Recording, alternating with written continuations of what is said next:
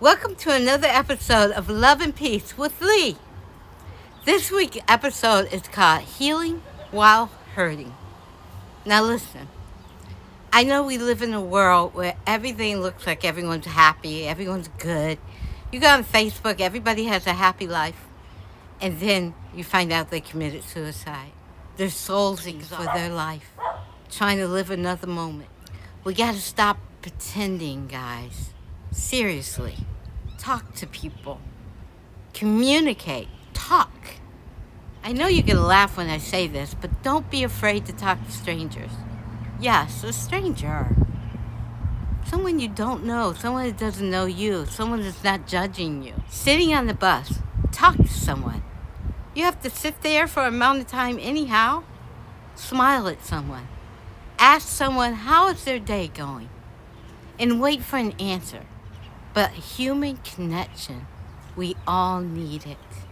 Some of the best conversations I had were random, unexpected moments with people I probably would have walked right past, but something made us stop and communicate. You never know if one conversation, one sentence, hey, are you okay, might be exactly what someone needs to hear.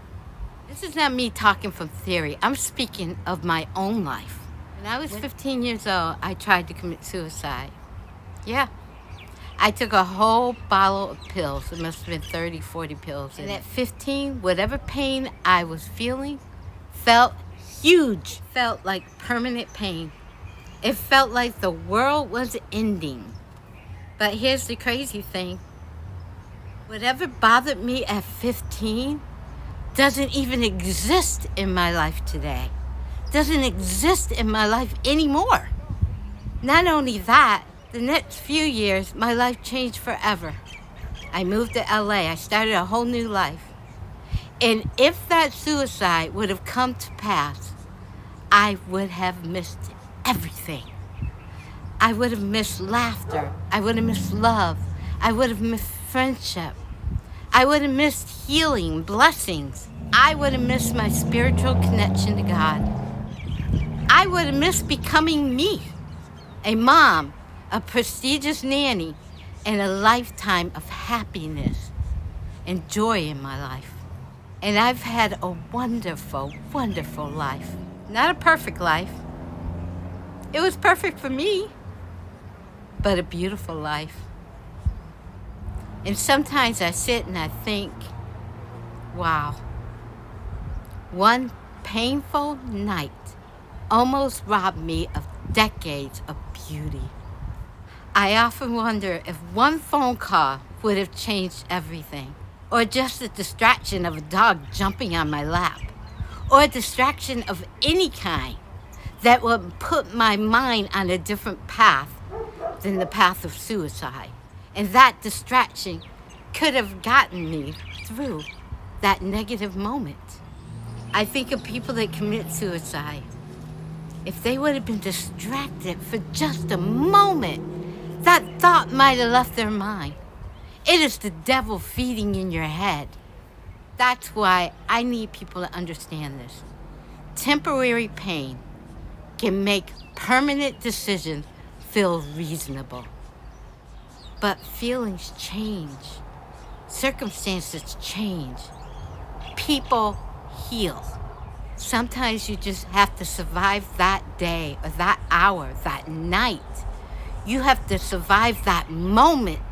And communication matters so much because isolation lies to people. Isolation tells you nobody cares. Isolation tells you you're alone. It's the devil talking to you. Isolation would tell you you'll never get better. Things will never get better. It is what it is forever. But that's not true. I had a friend in high school whose sister committed suicide. I didn't really know her well, but it didn't matter. I knew her sister. To this day, I think about her all the time. Whatever she was going through, whatever pain felt so unbearable at that moment, wouldn't even exist in her life anymore. it probably wouldn't even matter today. It might not have mattered a few hours later. Just needed to make it through that night. That's why talking matters. Communication matters. That's why listening matters. That means checking on people matters. Because sometimes people don't need a miracle. They just need enough love, enough connection, enough hope to make it through the next 24 hours. Everybody is carrying something. Everybody. The cashier smiling too hard at you. The quiet dude on the bus stop. The coworker cracking jokes all the time. The guy with the lampshade on his head. Look at Robin Williams. He made so many people happy. But something was killing him inside. Pain hides well.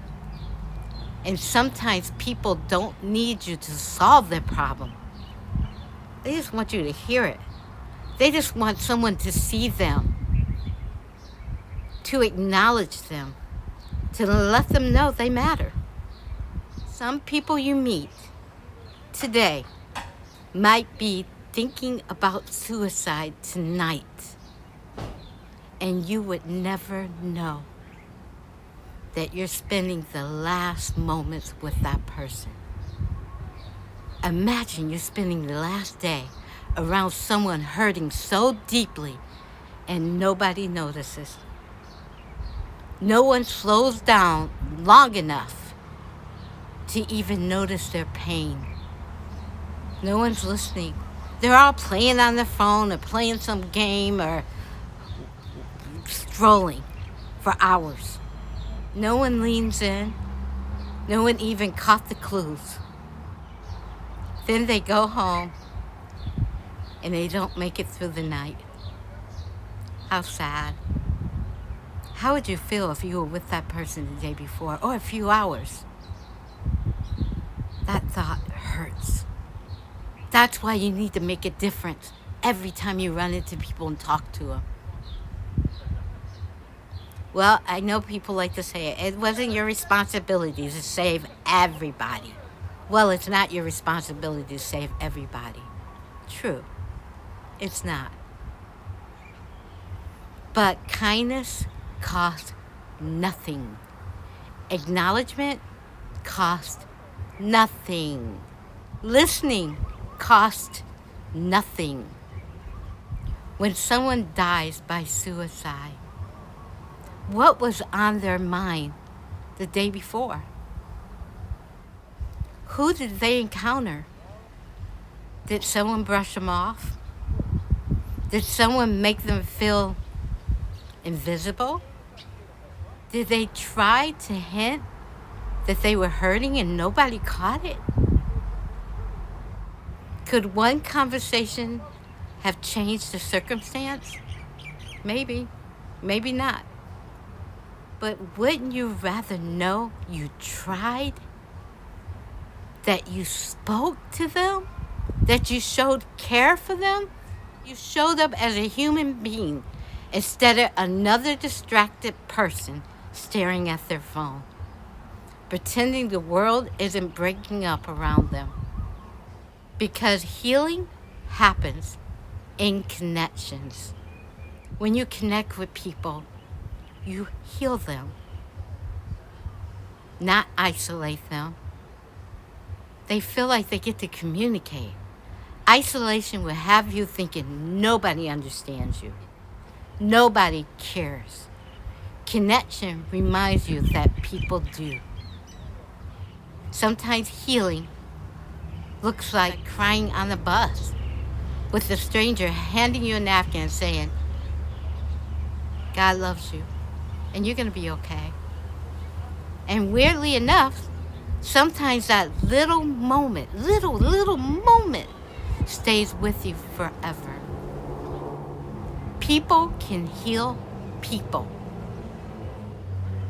Real conversations. Real honesty.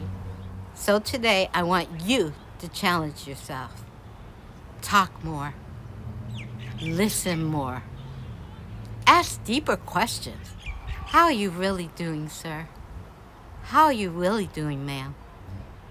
And in Hawaii, everyone says uncle and auntie. So, how are you really doing today, auntie? How are you really doing, uncle? And when people answer, don't just wait for your turn to talk. Listen. See if they're going to say something else after that. Because someone around you could be hanging on a thread. And your kindness or your conversation or your presence might help them hold on to one more day. And maybe, just maybe, one more day gives them a lifetime. Healing while hurting. It's still healing. Thank you for another episode with Love and Peace with Lee.